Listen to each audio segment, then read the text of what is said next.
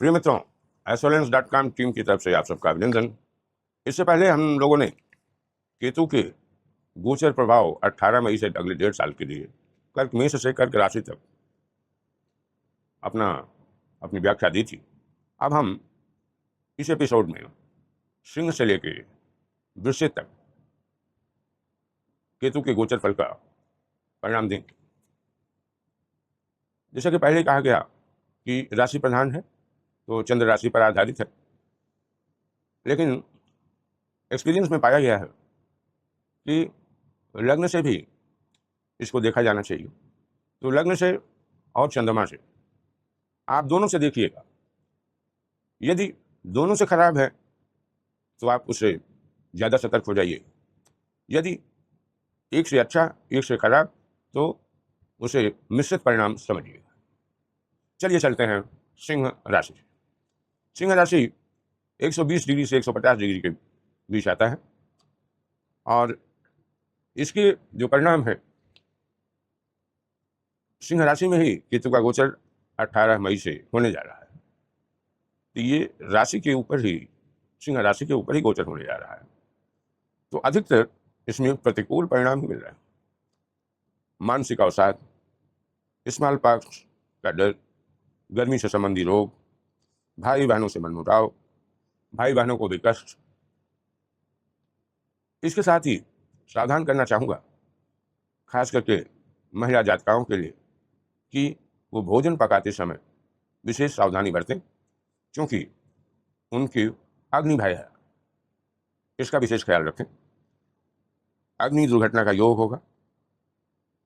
अब चूंकि सिंह राशि में ही चंद्रमा के ऊपर ही केतु चलेगा, तो चंद्रमा पे केतु जो है वो एक कॉम्प्लेक्स कंफ्यूजन की स्थिति क्रिएट करता है। केतु आध्यात्मवादी ग्रह है, तो ऐसे जातकों को स्पिरिचुअलिटी की तरफ, अध्यात्म की तरफ ज़्यादा रुझान हो। आप अगर इसे राहु से जोड़कर देखें तो राहु सप्तम में चलेगा, वो भी खराब है। पति पत्नी के बीच मनमुटाव होने का डर है, जिसका कि हमारे राहु के विवरण में दिया जा चुका है। तो सिंह राशि वालों को विशेष सतर्क रहना चाहिए। यदि उनके लग्न से अनुकूल होता है तब तो मिक्स रिजल्ट, लेकिन ओवरऑल ये प्रतिकूल परिणाम ही माना जाना चाहिए। तो सिंह राशि वालों को सचेत हो जाना चाहिए। अब चूंकि 1.5 वर्ष का ये गोचर होगा, तो ऐसा नहीं कि हमेशा ये ऐसी स्थिति हो। ज्योतिष का सिद्धांत है कि दशा भुक्ति बलवान होती है। यदि आपकी दशा भुक्ति अनुकूल है तो ये प्रतिकूल परिणाम भी कम होंगे। यदि दशा भुक्ति भी प्रतिकूल है तो ये प्रतिकूल परिणाम बढ़ जाएंगे। अब यदि आपका जातक जातिकाओं का कुंडली चार्ट अवेलेबल होती तो हम बता सकते थे। यदि आप चाहें तो एस्ट्रोलेंस.com पे अपनी कुंडली भेज करके मार्गदर्शन ले सकते। अगली राशि कन्या, विर्गो, जिसका कि 150 से 180 डिग्री। यहाँ पे कन्या राशि वालों के लिए केतु 12वें भाव से गोचर करेगा। मिश्रित परिणाम आएंगे, लेकिन उस मिश्रित परिणाम में प्रतिकूल परिणाम की अधिकता होगी। लेकिन कन्या राशि वालों के लिए अच्छी बात यह है कि राहु उनके अनुकूल है,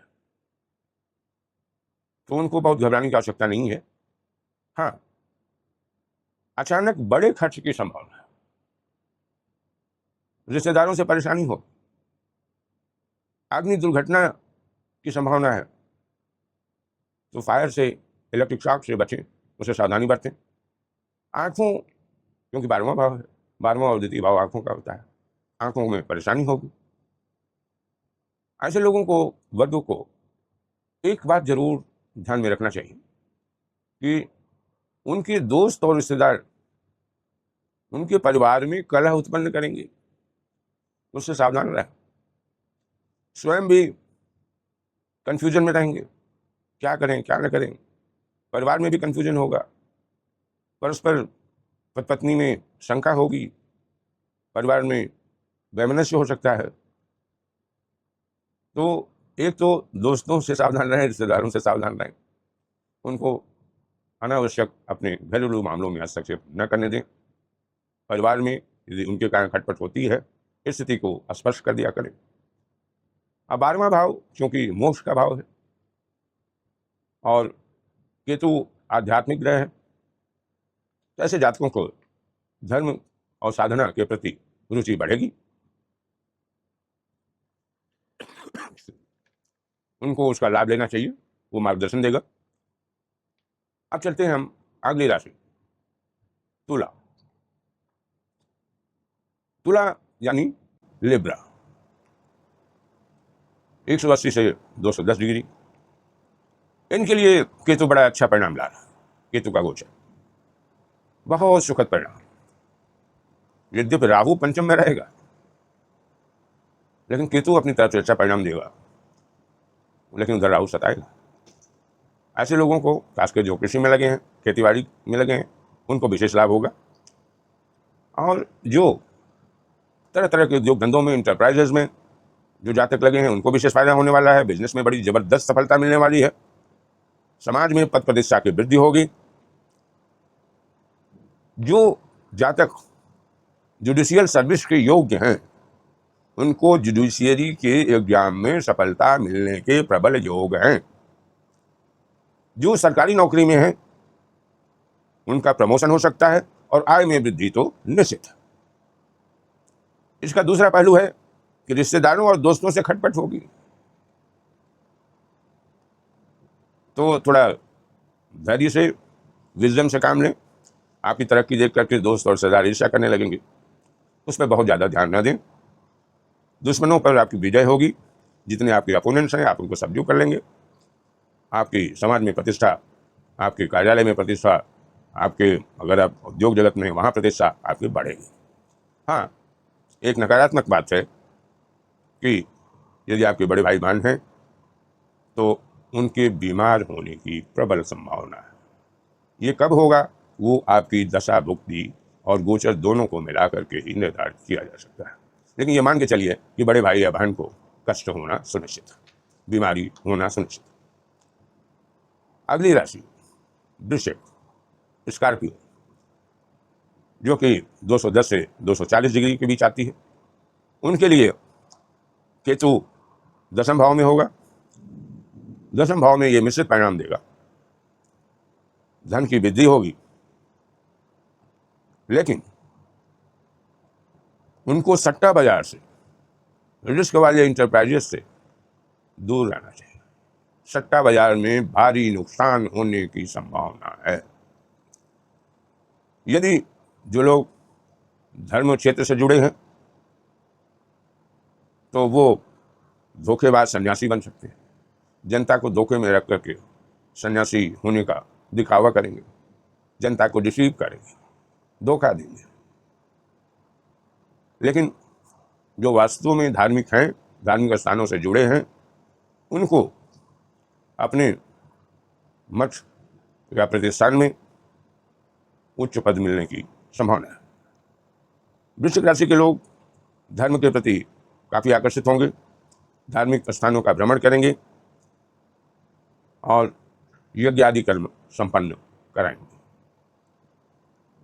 यहाँ तक हमने चंद्र राशि से आपको केतु के गोचर का प्रभाव बताया।